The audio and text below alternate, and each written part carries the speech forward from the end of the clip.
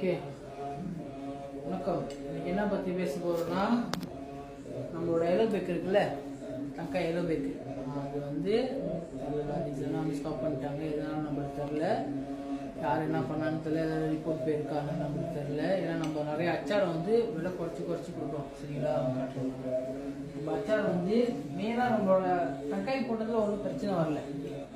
அந்த அச்சாரம் வந்து விலை குறைவாக கொடுத்தனால வந்து யாராலும் பொறுக்க முடியல, ஏன்னா எனக்கு தெரியல. யாருன்னு எனக்கு தெரியும். இந்த மாதிரி அச்சாரம் மற்றவங்க தான் வாங்கணும். நம்ம இதை வந்து விலை குறைச்சி அழகாக கொடுத்தோம். 88 காசு தக்காளி அச்சாரமும் நம்ம கொடுத்தோம். நார்மலாக அந்த டிரான்ஸ்போர்ட் பாய்க்கிறவங்க ரொம்ப தூரம் வேலைக்கு போகிறோம், அது பேசில் வச்சுக்கலாம். நம்ம 38 காட்டு 38 கொடுத்தோம்.